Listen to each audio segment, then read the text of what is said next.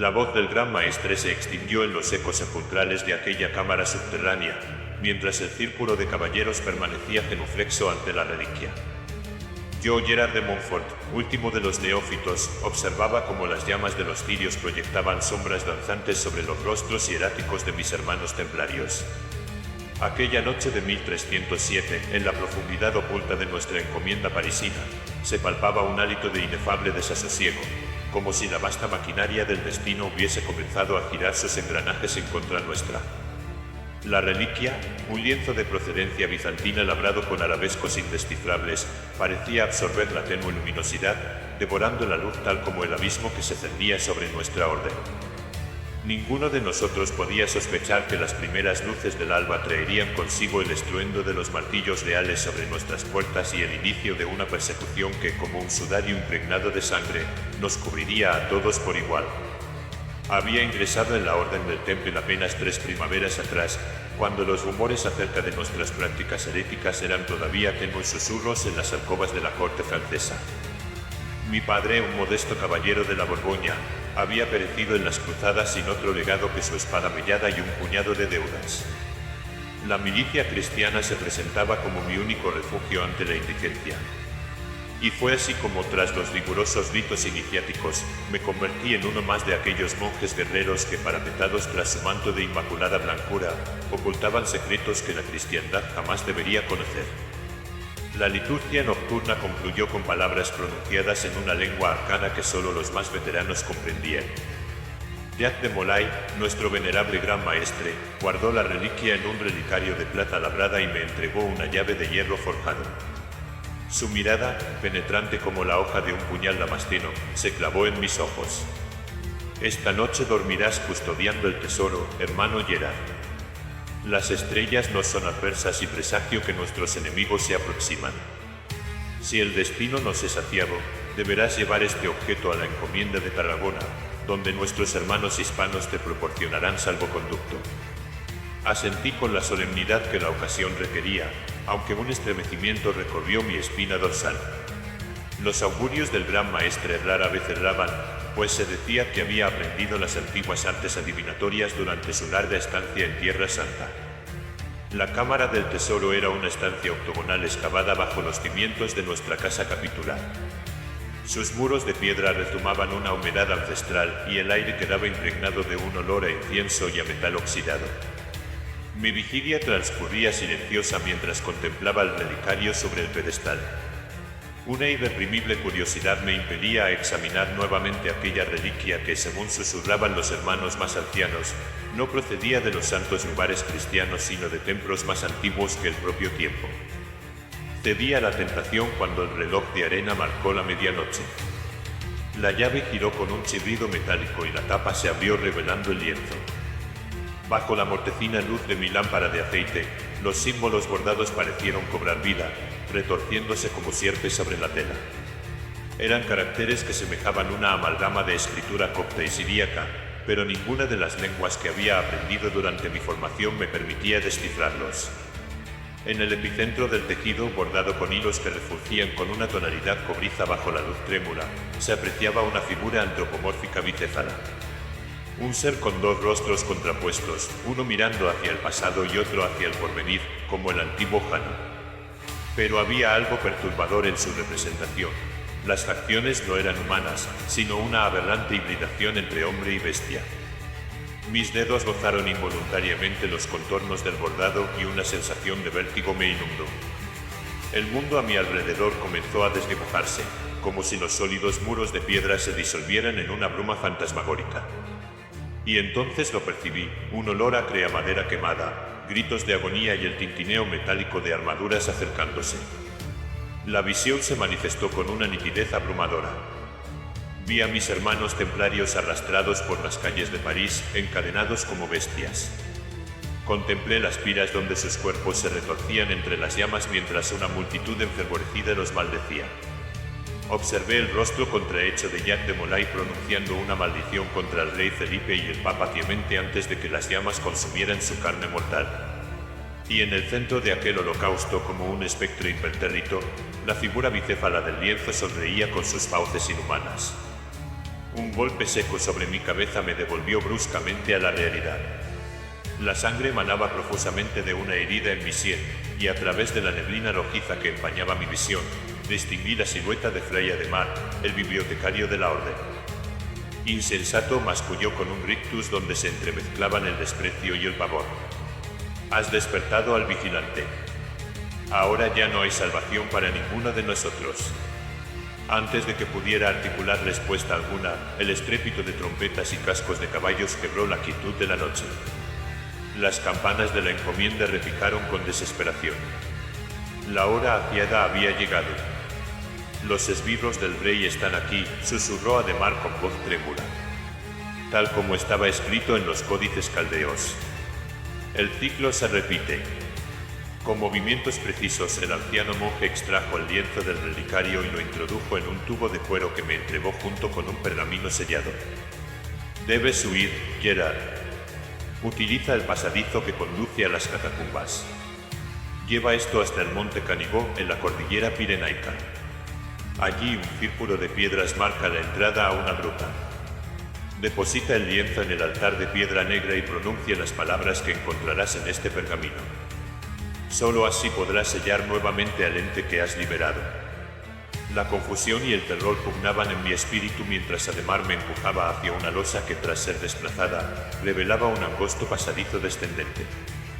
El fragor de la lucha comenzaba a escucharse en los niveles superiores. Los soldados leales ya habían penetrado en nuestra fortaleza. ¿Qué es esta abominación que portaré conmigo?, pregunté con un hilo de voz. El anciano esbozó una sonrisa amarga antes de responder. Lo que los incautos llaman reliquia es en realidad un objeto mucho más antiguo que cualquier religión conocida. Los templarios no somos simples monjes guerreros, Gerard. Somos los guardianes de saberes primigenios que podrían destruir los cimientos mismos de la cristiandad. Ese lienzo contiene la esencia de Cronos, el devorador de edades, aprisionado mediante artes arcanas por los antiguos sacerdotes de Babilonia. Ahora, vete. Y que Dios tenga piedad de tu alma, pues el ser que has despertado no conoce tal virtud. La estrechez del pasadizo subterráneo comprimía mi pecho, dificultando mi respiración, ya de por sí entrecortada por el pánico. El tubo de cuero pendía de mi cinto mientras mis manos temblorosas palpaban las húmedas paredes en la oscuridad casi absoluta. Solo el débil resplandor de mi lámpara de aceite me permitía avanzar por aquel descenso a las entrañas de París. El eco distante de los gritos de mis hermanos templarios se mezclaba con el goteo constante del agua que se filtraba entre las piedras. Tras lo que pareció una eternidad, el pasadizo desembocó en las antiguas catacumbas romanas. Un laberinto de osamentas y sepulcros olvidados donde el tiempo parecía haberse detenido. Pero no estaba solo en aquel páramo de muerte. Una presencia intangible me acechaba. Podía sentir su mirada invisible sobre mi nuca, como un aliento gélido que erizaba mi piel. Aceleré el paso, tropezando ocasionalmente con fragmentos de huesos humanos. El instinto de supervivencia me guiaba por aquel dédalo subterráneo hasta que por fin divisé una tenue claridad al final de un corredor. La salida me condujo a las afueras de París, cerca de un cementerio abandonado donde los ahorcados y los réprobos encontraban su última morada. Bajo el manto estrellado de aquella noche de octubre, emprendí mi fuga hacia el sur. Robé un caballo de una granja solitaria y cabalgué sin descanso durante 3 jornadas, evitando las rutas principales y los núcleos de población. Cada vez que el cansancio amenazaba con vencerme, una voz cadavérica susurraba en mi oído: «Cabalga, templario. Cabalga o perecerás». No era mi conciencia quien me instaba a proseguir, sino la entidad que ahora viajaba conmigo, adherida a mi alma como una sanguijuela sobrenatural. Al amanecer del 4.º día, cuando cruzaba un bosque en las cercanías de Lyon, la curiosidad morbosa volvió a dominarme. Desmontando junto a un arroyo cristalino, extraje el lienzo de su estuche. Los símbolos continuaban retorciéndose como si estuvieran dotados de vida propia, pero ahora podía entender fragmentos de aquella escritura alienígena. Era como si el ente estuviera instruyéndome paulatinamente en su lenguaje arcano. «Yo soy el que devora el tiempo y engendra el caos», decía uno de los pasajes. Fui aprisionado por los adoradores de la luz, pero renaceré cuando las estrellas vuelvan a su alineación primigenia. El Baphomet es mi heraldo, y los caballeros del templo mis carceleros temporales. Un escalofrío recorrió mi espina dorsal. ¿Era posible que la Orden del Temple, fundada para proteger a los peregrinos cristianos, ocultara un propósito más oscuro y antiguo? Las acusaciones de herejía y adoración a ídolos paganos que el rey Felipe había lanzado contra nosotros adquirían ahora un cariz siniestro. Quizás no eran meras calumnias para apropiarse de nuestras riquezas. Continué mi viaje hacia el Pirineo, atravesando aldeas donde los rumores sobre la caída de los templarios ya se habían extendido como la peste. En una taberna cercana a Perpignan escuché a un mercader narrar cómo Jacques de Molay y otros altos dignatarios habían sido torturados hasta confesar crímenes abominables, adoración al demonio, escupir sobre la cruz, besos obscenos y rituales nefandos. Dicen que en sus ceremonias secretas veneraban una cabeza con dos rostros, comentó un anciano de mirada turbia. Una cabeza que podía hablar y predecir el futuro. El sudor frío empapó mi frente. La descripción coincidía exactamente con la figura bordada en el lienzo que transportaba. Abandoné precipitadamente la taberna y reemprendí mi camino hacia el monte Canigó, cuya silueta imponente comenzaba a recortarse contra el horizonte crepuscular. La ascensión por las laderas escarpadas puso a prueba mi resistencia física y mental. A medida que ganaba altitud, el aire se tornaba más enrarecido y mi mente más susceptible a las alucinaciones. Creía ver rostros deformados entre las rocas y escuchar cánticos inhumanos transportados por el viento. Finalmente, cuando la luna llena alcanzaba su cenit, llegué al círculo megalítico que Ademar había mencionado. 12 menires dispuestos en círculo perfecto, cada uno grabado con símbolos similares a los del lienzo. En el centro, una losa de piedra negra como la boca de un abismo resplandecía tenuemente bajo la luz lunar. Extraje el pergamino sellado y rompí el lacre que ostentaba el sello templario. Las instrucciones eran precisas. Debía colocar el lienzo sobre la piedra negra durante el plenilunio y recitar una letanía en un idioma que parecía anterior al sánscrito o al arameo. Con manos temblorosas extendí la tela sobre el altar. Los bordados centellearon con luz propia, y la figura bicéfala pareció cobrar relieve, proyectándose como una sombra tridimensional sobre la roca. Comencé a pronunciar las palabras del ritual, sílabas que desgarraban mi garganta como fragmentos de vidrio. A medida que avanzaba en la salmodia, el viento se intensificó, aullando entre los menires como almas en tormento. La tierra bajo mis pies comenzó a estremecerse y fisuras incandescentes aparecieron en la superficie del altar. No obstante, algo me impedía detenerme. Era como si otra voluntad se hubiera apoderado de mi ser, obligándome a continuar con aquella liturgia blasfema. Cuando pronuncié la última palabra, un silencio sepulcral se adueñó del lugar. Incluso el viento cesó su lamento. Durante unos instantes, nada ocurrió. Luego la piedra negra comenzó a licuarse, transformándose en un pozo de oscuridad absoluta que engulló lentamente el lienzo. Un bramido tronador surgió de las profundidades y una columna de vapor pútrido emergió del abismo, condensándose en una figura colosal que se erguía ante mí. No era humana ni animal, sino una aberración que trascendía cualquier categoría conocida. Su cuerpo etéreo fluctuaba entre formas y dimensiones imposibles, pero sus dos rostros permanecían constantes, uno anciano y decrépito mirando hacia el oeste, otro infantil y malévolo orientado hacia el este. «Te agradezco tu servicio, caballero templario», habló la entidad con una voz que parecía resonar directamente en mi cerebro. «Tu orden me ha mantenido cautivo durante siglos, pero ahora soy libre para cumplir mi designio». El ciclo se reinicia.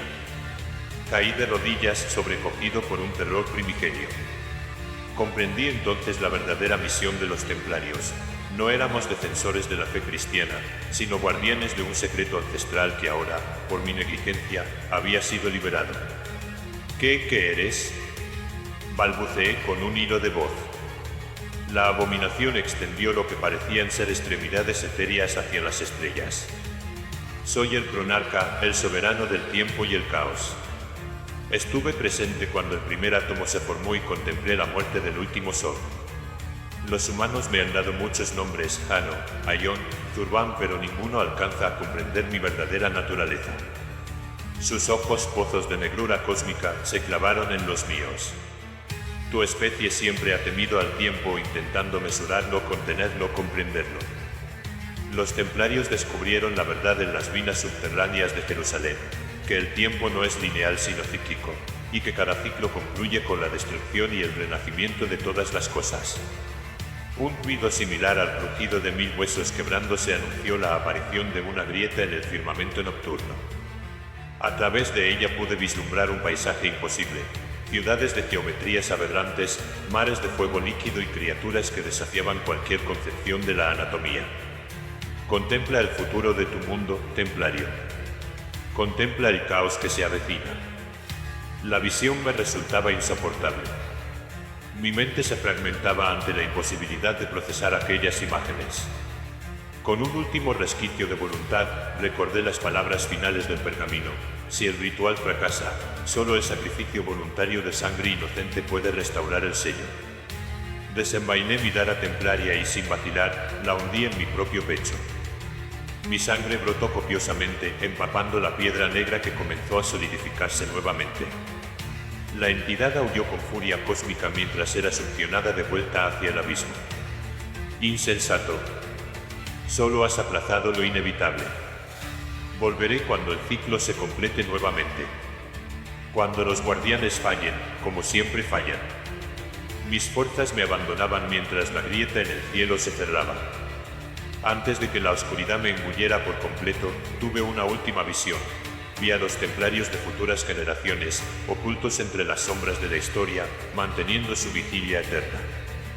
Vi el lienzo reapareciendo en diferentes épocas, siempre custodiado por aquellos que conocían su verdadero significado. Y vi mi propia alma, condenada a renacer una y otra vez, atrapada en un ciclo interminable de servicio al sello que había restaurado con mi sacrificio. Mientras exhalaba mi último aliento bajo aquel cielo estrellado, comprendí la verdad última: no somos los amos del tiempo, sino sus prisioneros. Y algunos secretos, como el que yace sepultado bajo el monte Canigó, deberían permanecer enterrados para siempre. Nota histórica. La Orden de los Pobres Caballeros de Cristo, conocida posteriormente como la Orden del Temple, fue fundada en 1118 con el propósito oficial de proteger a los peregrinos que viajaban a Tierra Santa. Durante casi 2 siglos, los templarios acumularon un inmenso poder económico, político y militar, convirtiéndose en una de las instituciones más influyentes de la Europa medieval. Establecieron el primer sistema bancario internacional, financiaron reinos enteros y participaron activamente en las cruzadas. Sin embargo, su abrupto final se precipitó el viernes 13 de octubre de 1307, cuando el rey Felipe IV de Francia, apodado el Hermoso, ordenó el arresto simultáneo de todos los templarios del reino francés. Las acusaciones en su contra incluían herejía, idolatría, prácticas sodomitas y adoración a una misteriosa entidad denominada Baphomet, representada según algunos testimonios como una cabeza con 2 rostros. Tras años de procesos judiciales, torturas y confesiones forzadas, el Papa Clemente V, presionado por Felipe IV, disolvió oficialmente la orden en 1312. Jacques de Molay, último gran maestre templario, fue quemado en la hoguera el 18 de marzo de 1314 en una pequeña isla del Sena, frente a la Catedral de Notre Dame. Según la leyenda, antes de morir, Molay maldijo al rey y al Papa, profetizando su muerte dentro del año, predicción que sorprendentemente se cumplió. El monte Canigó mencionado en el relato, es efectivamente una montaña emblemática del Pirineo Oriental con una rica tradición de leyendas y folclore. Los círculos megalíticos existen en diversas zonas del Pirineo, vestigios de civilizaciones prerromanas que habitaron la región. Tras la disolución de la orden, numerosas teorías han surgido sobre el destino de sus conocimientos, reliquias y tesoros, alimentando durante siglos la imaginación popular y generando innumerables especulaciones sobre sociedades secretas que habrían perpetuado el legado templario hasta nuestros días.